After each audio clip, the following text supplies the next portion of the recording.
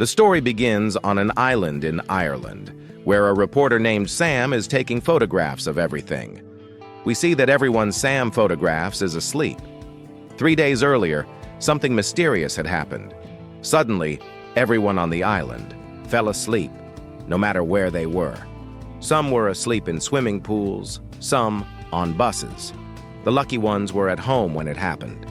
No one knew what caused this. The strange thing was, there were no signs of any illness or physical change in the sleeping people. However, whenever someone tried to move them, their blood pressure would suddenly spike.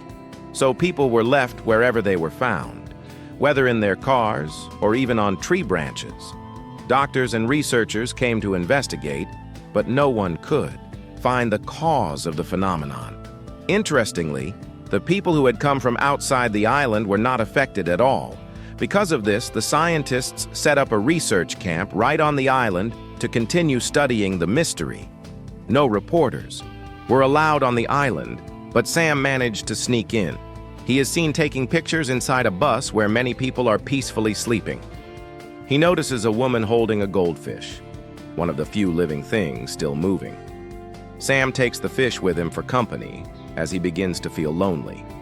Notably, the animals and birds on the island were also unaffected. Sam enters a house and sees a girl named Stella sleeping peacefully on her bed. He quietly leaves her and goes into another room. Through a window, he sees 2 researchers standing outside. Sam hides from them, knowing if they caught him, he could be punished. Later that night, Sam falls asleep in the other room and dreams about Stella. In the dream, he sees her at a grocery store. He tries calling her name and she asks how he knows it. Right then, Sam wakes up and realizes it's morning. While listening to the radio, he starts talking to the sleeping Stella as if she can hear him. He gets dressed and heads out to take more photos. Outside, he sees a man asleep on a tree. Then he visits a church, where many people are also sleeping. After taking photos there, he sits down and dozes off. In his dream again, he meets Stella, and they sit face to face. Stella asks if he came to the island out of greed. Sam replies that he didn't come for money but for experience, which would later help him earn. He wakes up again and returns to the house, where he finds Stella's diary. As he reads it, he feels increasingly connected to her. In his dreams now, Stella is warmer and more open with him. She tells him that in her long sleep, sometimes everything feels peaceful, and other times it feels like she's falling into a bottomless pit. She says she was the last one to fall asleep. Maybe that's why she ended up at home. The first person she saw fall asleep was her piano teacher, who collapsed in front of the entire class. Then gradually, everyone else on the island succumbed to the same fate. Though it's just a dream, the next day Sam heads out again. He finds a car filled with balloons. As he's photographing it, he notices 2 researchers on a nearby balcony. Before they see him, he hides and quickly returns home.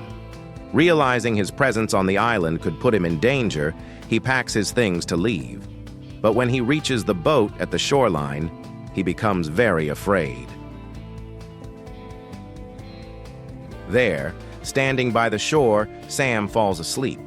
The truth is, though his mind told him to leave, his heart wasn't ready. So Sam decides to go back. He wants to spend more time with Stella. It becomes clear that Sam has started to like Stella. In his dreams, Stella is always there to talk to him. One day, while dreaming, Sam sees Stella sitting in front of him. She asks him to tell her the real reason why he came here. Finally, Sam confesses the truth. "I came to this island a year ago for a vacation. That's when I first saw you at a grocery store. You went straight into a restaurant and I followed you there. But I didn't have the courage to talk to you. I liked you the moment I saw you, but we never met again. So when this strange event gave me a chance, I came back to get to know you better." After waking up from the dream, Sam goes to a grocery store to get some things for the house. While he's there, 2 researchers also come in to buy some stuff. One of them spots Sam, but Sam pretends to be asleep. After checking him briefly and finding nothing strange, they take what they need and leave. Once they're gone, Sam gets up, grabs what he needs, and even has some fun shopping. Before leaving, he puts money for the items near a sleeping cashier. Back at the house, Sam notices some things stored in the attic. When he checks, he finds a tape recorder. It has Stella's voice on it. She had recorded her likes and dislikes. Listening to the first side of the tape, Sam discovers that Stella liked some very quirky things, like headless Barbie dolls, floating flamingos, and especially the sound of a typewriter. Wanting to make her happy when she wakes up, Sam brings all of her favorite items and places them nearby. Stella also mentioned in the tape that she loved going on long drives by the beach. Hearing this, Sam drifts back into a dream where he sees Stella, excited and ready to go for a long drive. In the dream, she points to a man's car and asks Sam to take it. Sam hesitates, saying, "We shouldn't steal." But Stella insists, "This isn't stealing. We're just borrowing it for a little adventure." Unable to resist her charm, Sam gives in. They sneak into the sleeping man's house and grab the car keys. During the drive, Sam sees how cheerful and lively Stella is, and it's clear he's fallen in love with her. Back in the real world, Sam wakes up to find that some doctors have come to check on Stella. They do this weekly. Panicking, Sam hides inside a cupboard while they examine her. Once they leave, Sam quietly comes out of hiding and lies down next to Stella, gently holding her hand. He talks to her as if she can hear him. The next day, Sam goes back to the attic to listen to the second side of the tape. On it, Stella had shared more. In the second part of the tape, Stella had shared the things she disliked, especially her loneliness. She said, "Even though I live alone, I don't like being lonely at all."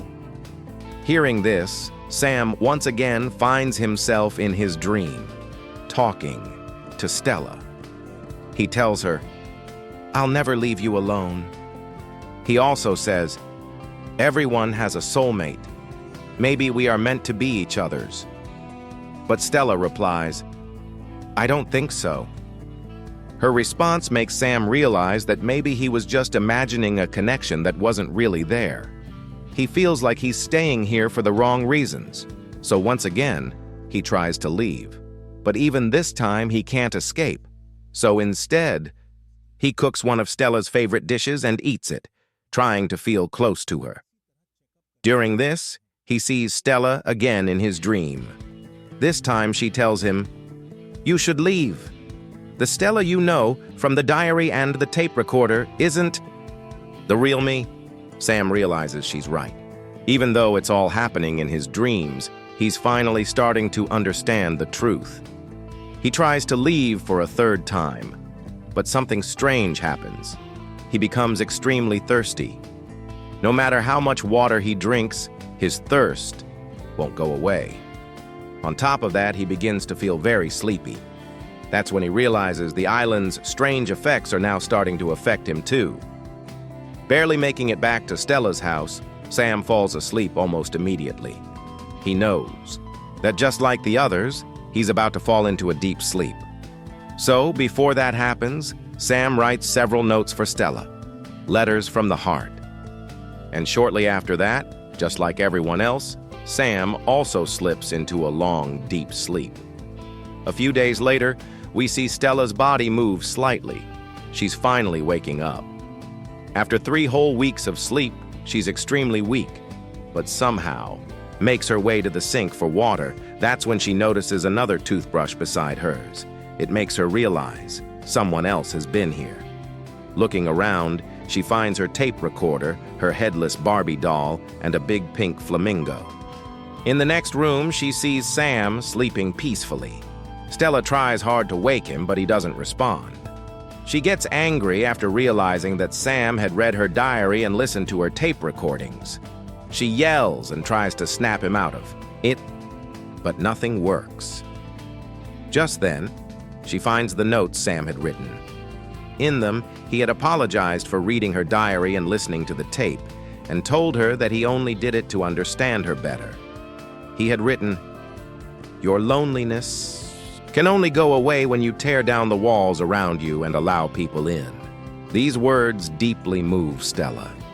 She realizes that even though Sam was a stranger, he understood her better than anyone else. From then on, Stella starts taking care of herself, just the way Sam had taken care of her. During this time, Stella dreams of Sam, and in that dream they talk about their likes, dislikes, and so many things, like old friends.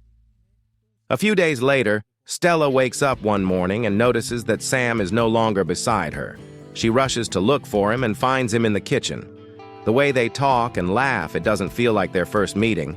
They talk like they've known each other forever. They hold each other's hands and completely lose themselves in each other. In the final scene of the movie, we see a woman waking up on a bus, holding a bowl with a goldfish. But this time, there's not just one, but two fish in the bowl, symbolizing that Stella is no longer alone. Just like the fish found company, so did she. And with that, the movie ends. Thank you from the bottom of our hearts for watching this with us on Majora Explainer English channel. Don't forget to subscribe.